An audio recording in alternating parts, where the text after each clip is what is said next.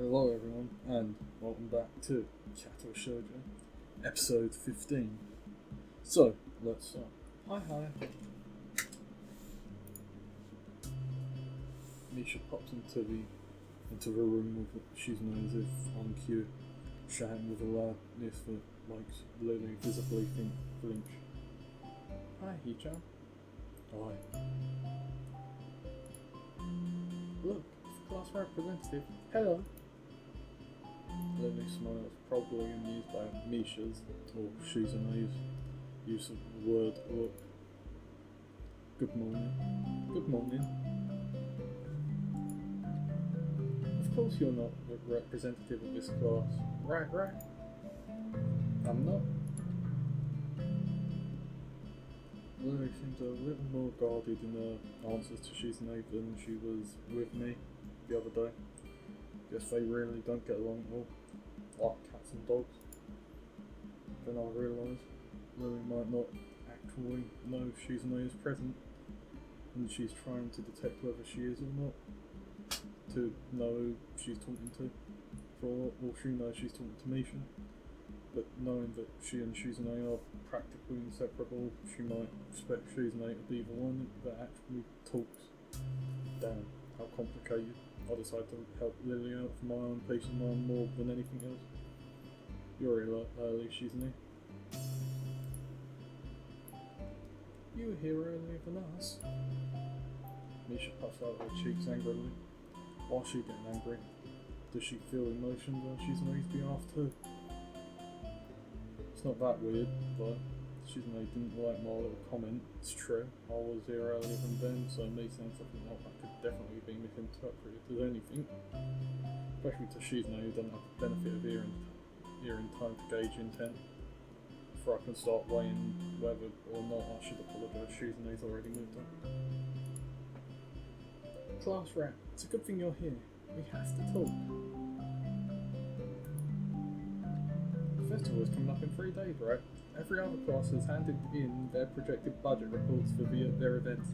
Even the first years, except you. There is still time to hand it in, isn't there? But I digress. Today is the deadline. Today. The deadline is today. You're certainly taking your time, aren't you? If I had it my way, I'd have had all the necessary paperwork days ago, but someone had to say the deadline. Please extend it. Yes, that was me. Planning something on this scale is not a small task, and a week is too small a time frame to expect a whole class to work out such complex issues completely. Do you want to know what's harder than distributing the funds for one class's events? Handling the same matter for every class in the school, and then some. The one who does that is me. Misha puts her hand on her hip and stands up straight. Wow, she really is getting into the role, eh? Lily doesn't look too like she's very amused by. Hey, Shizune, aren't you being a little too hard on her? There's still a whole day left. Please, Hisa, it's alright. Lily seems happy when I'm taking her side, but a bit conflicted that I might not think she can take care of herself. If this is about budget, then I'm disappointed you think I've forgotten about it. I understand how important it is. Then, can I have it, please? She's nice. She might not have it on her at this exact second. It's not here right now. I asked 2 students to take care of it for me, students from my class. She emphasises the last sentence to my surprise. She knows about Shizune and Misha's efforts to rank me into the student council. I guess word might have gotten around, so now she's using me as ammo against Shizune. This just gets better and better. I can't believe I'm getting roped into this. It was your responsibility. A budget report isn't something you should just be delegating away. As class rep, it's your job to be on top of these things. This kind of disregard for proper procedure is really just terrible. They completed it, being capable of doing so, but the students have been sick recently, so they could not come to school and give it back to me. If you want, I will apologise on their behalf for getting sick. Okay. Although Misha misses Lily's jab entirely, Shizune doesn't, and she seems torn between being offended by Lily's daring and jumping for joy at the prospect of a challenge. Lily, don't they live here at school? That's a 5-minute walk, you know. What could they possibly have that prevent them from taking 5 minutes of their busy life to drop something off that will affect the enjoyment of their entire class?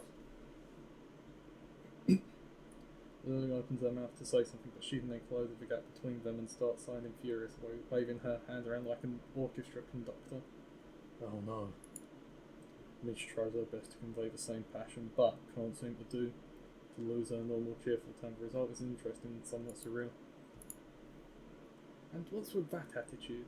I said that it's not something you should be delegating away. Are you the class representative or aren't you? Tell me the names of those students. They should have your job if you can't even handle something so simple yourself. One form isn't the full extent of what I'm supposed to do, to take care of. Lily's tone is grown slightly impatient, but she's doing a good job of not letting Shizune see how unsettled she's becoming. She's playing her cards close to her chest. Shizune, on the other hand, wrapped her finger cheerfully along the edge of her glasses, knowing full well Lily can neither hear nor see how excited she is. Oh no. Of course you do so much, class rep. It must be difficult being you. Lily tightens her lips at Misha's words, clearly understanding the intent behind them, even though Misha delivers them without a hint of sarcasm, which they were meant to have. Shizune and Lily don't like each other that much is clear, but this seems a little much. Seems like Lily has no intention of getting ready to push back, and is ready to push back to the final. I was actually discussing the budget report before you came by. You must be very talented to teach your student council duties so quickly that you can track me down to make sure I don't forget mine. Are you accusing me of slacking off? It seems you're confusing me with yourself. I don't think so. That would be a very difficult thing for me to do, comparing myself to you. You're right, the difference between us is like heaven and hell, and it's not hard to guess which one you might represent.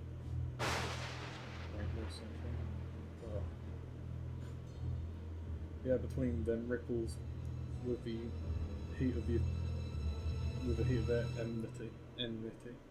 Well, not really. We just can't disguise it anymore, even though Misha looks like she's beginning to understand the real nature of this conversation. Hee-chan, don't you slack off either. What are you talking about? Aren't you taking part in the festival, Hee-chan? You are, aren't you? Then I hope you're going to do a lot more work to make sure it goes smoothly than this person.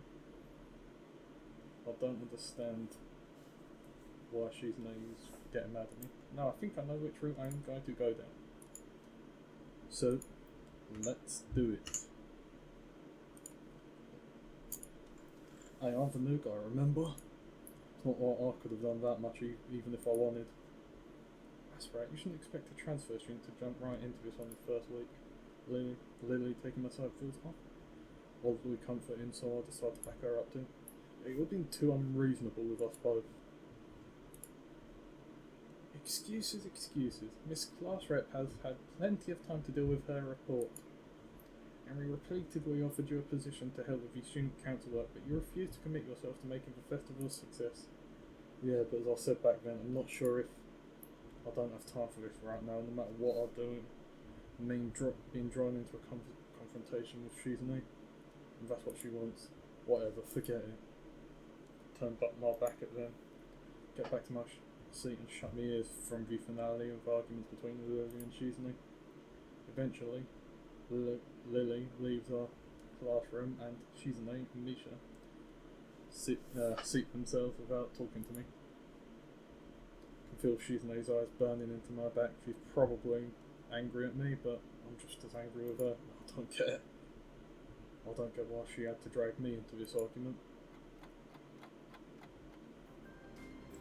Hanako doesn't come to the morning class at all, leaving her seat looking empty and lonely in the back of the classroom.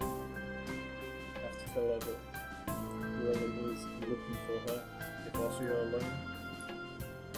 After events of this morning, class is pretty boring in comparison. Turn to the pages and I kept them labourly.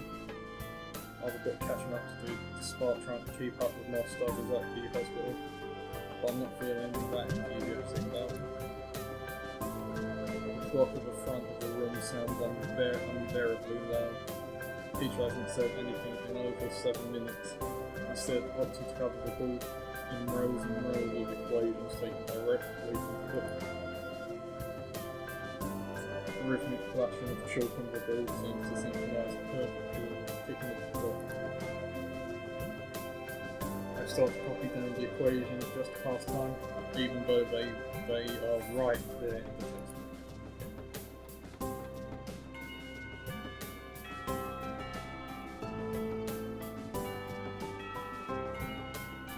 When the bell rings, I'm not in a hurry because I have nothing to do, so I stay for a while, reviewing what we have covered in class today.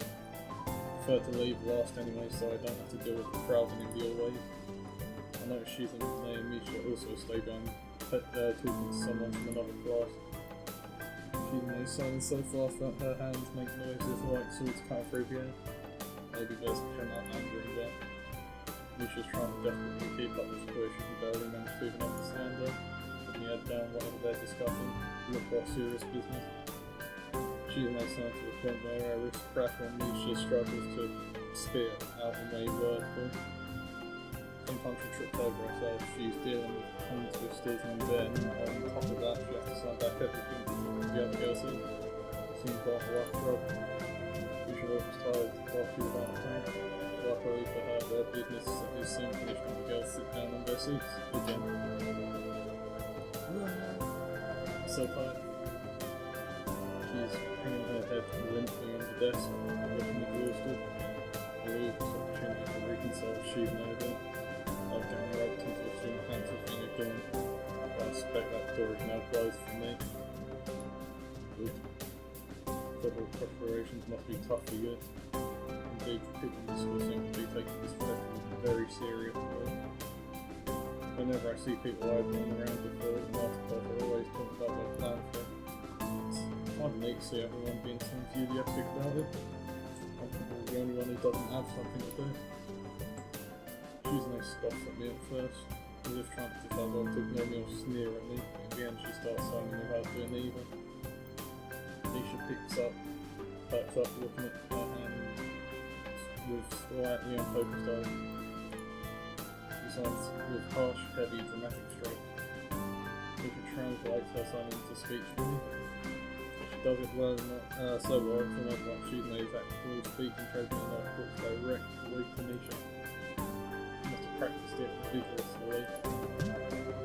Well, of course we're in the student council, you know, so we're pretty busy.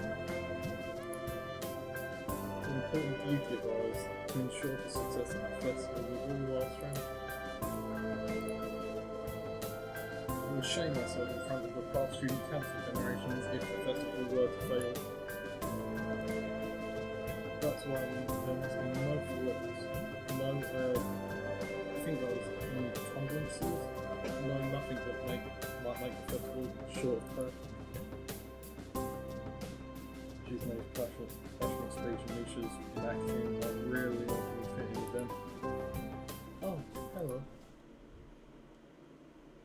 I look over my shoulder and see Hanako peering timidly into the classroom, most of her body hidden behind the door. Hey, planned delinquent again? Hanako blushes hard at Misha's straightforward jab, even if it was only in jest. She stares at her probingly, causing Hanako to look down and start backing away to the point where only her fingers can be seen wrapped around nervously around the edge of the door. Maybe she is showing her dislike of Hanako by association of her dislike of Lily. Appears so, and Hanako probably knows this as well. What is it, Hanako?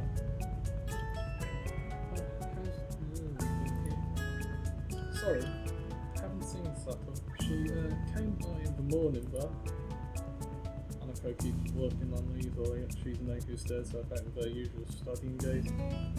What's she trying to do?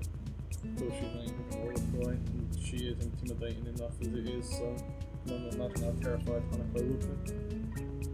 Feel a little uncomfortable watching Hanako's reaction to Shizune's normal behaviour. This is what happens when two people with different extremes meet, it seems. Do you know where she is? If she has any sense in her head, she's in her classroom working on their festival project, but who knows where that woman is loitering at? Hanako nods quickly and retreats with haste. What were we talking about? Oh yeah, we are really hard working and to make the festival happen.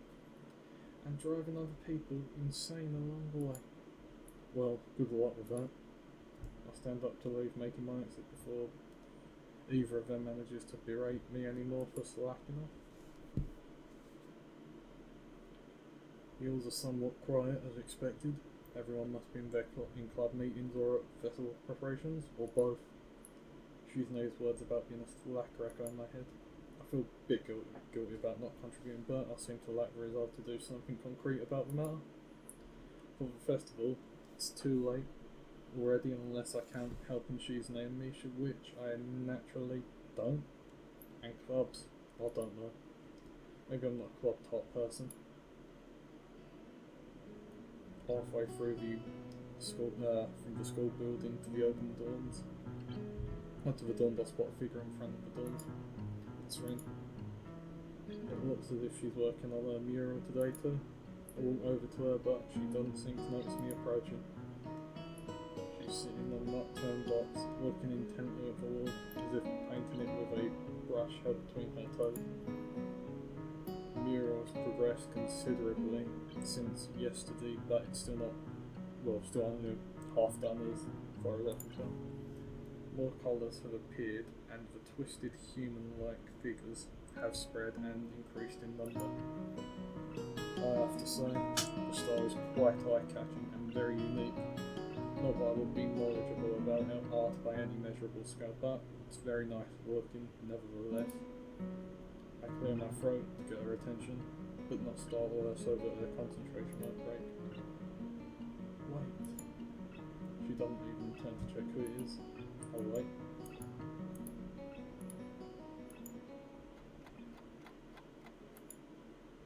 Minutes later, and I decide that her concentration is indeed unbroken, and also that I've waited long enough to warrant poking her gently on the shoulder to remind her of my presence. Rin turns her head around mechanically to my direction, looking up, staring at my crotch level. Oh, it's Hisa. She can tell. I would feel a lot less uncomfortable if she would look at my face. Astute observation, hard at work, also. Conversation starts as if I haven't been here for a quarter of an hour already, but it's not concerned, at least it starts. Looking good. It does, with layers of paint hiding other layers of paint mixing and shaping the human figures, really creating an impressive look, but Rin is nicked. Work in progress, 7 years of bad luck. Sounds terrible. Guess I'll take it back now. Still, it looks good. I wonder if I get 14 years of bad luck for thinking that. Rin turns back to look at her painting and pokes it with a big toe. Could you make some of this colour? I'm running out of it. She looks down at the half-empty bowl with the remaining of the same pinkish paint. I didn't really intend to say now play with this project though. I guess I didn't intend to do anything much. I look at Rin, who looks emptily back at me, just as wrong. Rin picks up another brush and drenches it in another tone of pale red. There are dozens of similar bowls all around her working area. From the looks of this scene, she could have been sitting there for hours. I wonder if she has. That would mean she'd have been skipping school though, which I of course, when put beyond some light room, I'll pour a little bit of white and red into the bath trying to match the colour of the one already on the wall. Can't seem to get it right. It's really inconvenient with to not mix enough in the first place.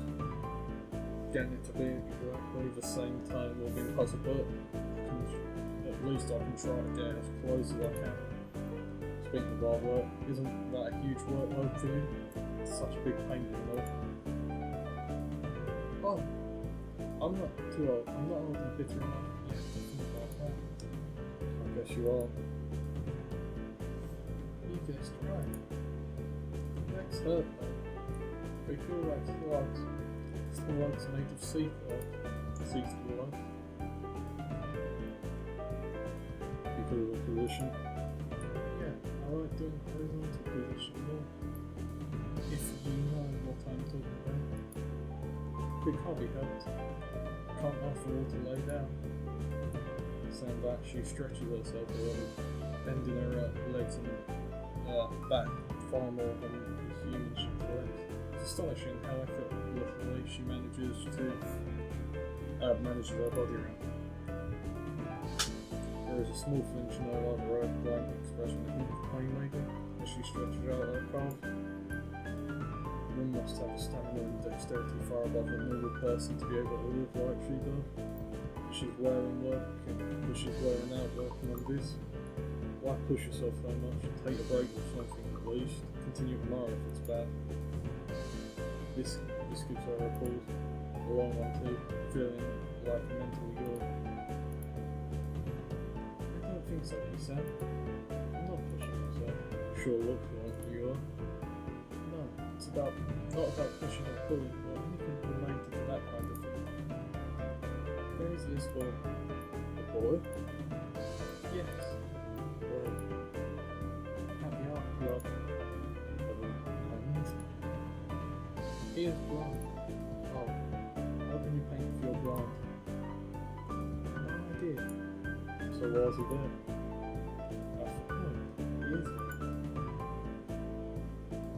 She really should speak more than one word at a time to make this feel more like a discussion, less like an interrogation. You can't really do anything that you call art, right? It comes there anyway, and paint. Why? I don't know why. I don't know, that's why I asked. So? He doesn't paint often. Often his paintings are very interesting. I'm sure they are. I once tried that, painting with eyes closed. It wasn't too interesting, and cleaning up lots of pages, didn't try again. But he is becoming better at sculpting. I see. Maybe she was trying to make a point with this, maybe she forgot she had one. Seems like life is full of interesting people. Not really. Pretty blunt statement, is she totally missed the sarcasm? No. Just like I said, they're not very interesting. I usually don't have much interest in people I'm not interested in. Maybe you have. Maybe. But that boy is interesting. Maybe I am like that boy, or maybe you are. Maybe everyone is. Doing things you can't do just because you can. That's pretty deep, I think. That, you tell that to her. You're a deep one. No, I'm a really shallow, thoughtless person. People say that to me all the time. Did you know that I can only think of 4 things at the same time? No, but now I do.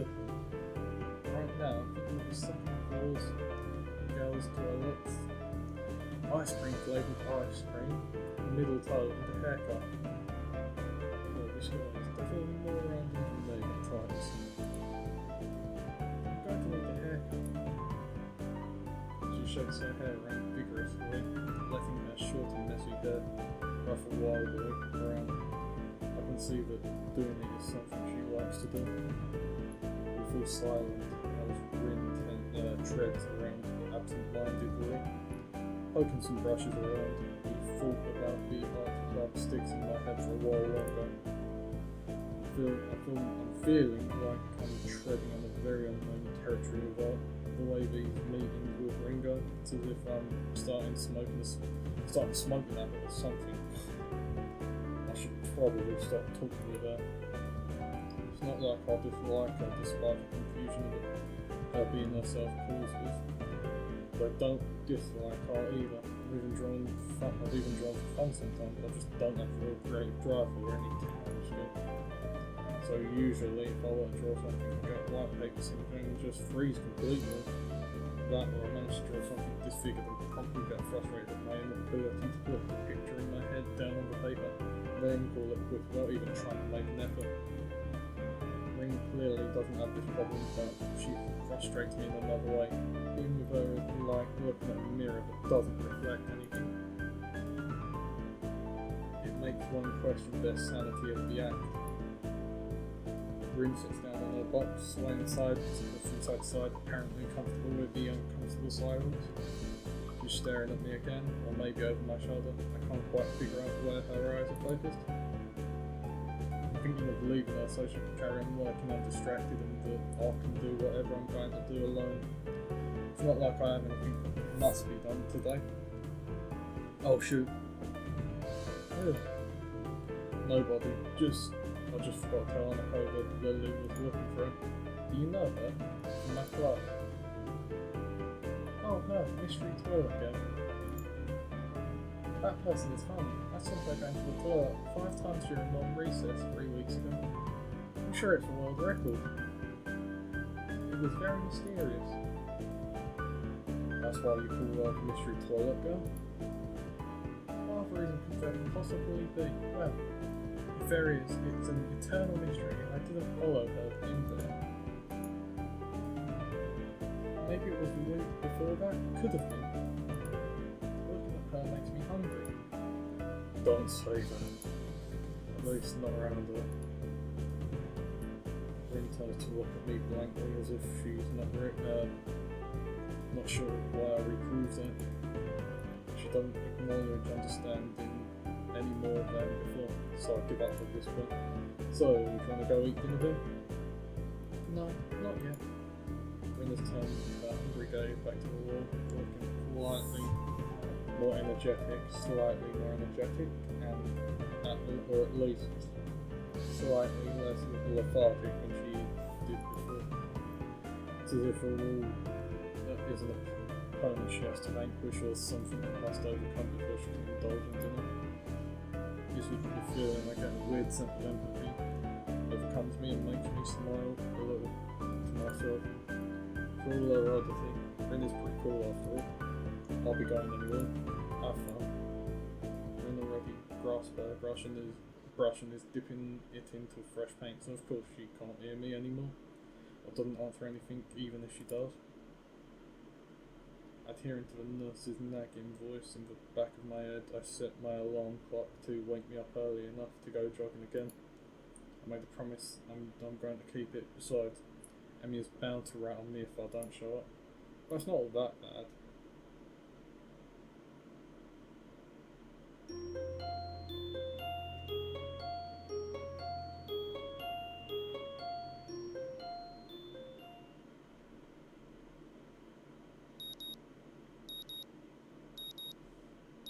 And this is where I think I'll leave it for today.